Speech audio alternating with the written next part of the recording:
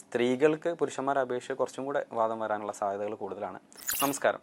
സമൂഹത്തിൽ ഒരുപാട് തെറ്റിദ്ധാരണകളും പേടിയൊക്കെ ഉള്ള ഒരു അസുഖമാണ് വാദം. ശരീരത്തിൻ്റെ സന്ധികളെയും പേശികളെയൊക്കെ ബാധിക്കുന്ന നീർക്കെട്ടുകളാണ് വാദം എന്ന് നമുക്ക് എളുപ്പത്തിൽ പറയാമെങ്കിലും അത് ശരീരത്തിൻ്റെ ഏത് ഭാഗത്ത് വേണമെങ്കിലും ബാധിക്കാവുന്ന തരത്തിലുള്ള കുറച്ച് സങ്കീർണമായിട്ടുള്ള ഒരു അസുഖം കൂടിയാണ്. രക്തവാദം, സന്ധിവാദം, ആമവാദം തുടങ്ങി പലതരത്തിലുള്ള വാദങ്ങളുണ്ടെങ്കിലും നമുക്ക് ജനറലായിട്ട് എളുപ്പത്തിൽ അവയെ ഡീജനറേറ്റീവ് എന്നും ഇൻഫ്ലമേറ്ററി എന്നും രണ്ട് തരത്തിൽ തരംതിരിക്കാം. പ്രായമായ ആളുകളിൽ തേയ്മാനത്തിൻ്റെ ഭാഗമായിട്ട് കണ്ടുവരുന്ന സന്ധിവാദമാണ് നമ്മൾ ഡീജനറേറ്റീവ് വിഭാഗത്തിൽ പ്രധാനമായിട്ടും വരുന്നത്. സന്ധികളിലും പേശികളിലും ഒക്കെ വരുന്ന നീർക്കെട്ടുകൾ ക്രമേണ അത് ജോയിൻറ്റുകളിലെ മോശമായി ബാധിക്കുകയും അത് തേയ്മാനത്തിലേക്ക് നയിക്കുകയൊക്കെ ചെയ്യുന്നതിൻ്റെ ഭാഗമായിട്ടാണ് ഇൻഫ്ലമേറ്ററി ആർത്രൈറ്റിസ് ഉണ്ടാവുന്നത്.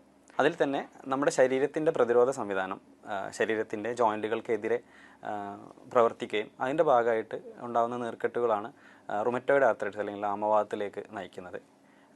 ഇതും അതുപോലെ തന്നെ ശരീരത്തിൽ യൂറിക് ആസിഡ് കൂടുതൽ ആയിട്ട് വരുന്നതിൻ്റെ ഫലമായിട്ടുണ്ടാകുന്ന ഗൗട്ടി ആർത്രൈറ്റിസ് തുടങ്ങിയൊക്കെ ഈ ഇൻഫ്ലമേറ്ററി ആർത്രൈറ്റിസിൽ. പ്രായമായ ആളുകൾ മാത്രമാണ് പൊതുവെ വാദം ബാധിക്കുക എന്നുള്ളൊരു ധാരണ ഉണ്ടെങ്കിലും ശരിക്കും അത് കുട്ടികളെ മുതൽ വലിയ ആളുകളെ വരെ ബാധിക്കാവുന്ന, ഏത് പ്രായത്തിലും ബാധിക്കാവുന്ന ഒരു അസുഖമാണത്.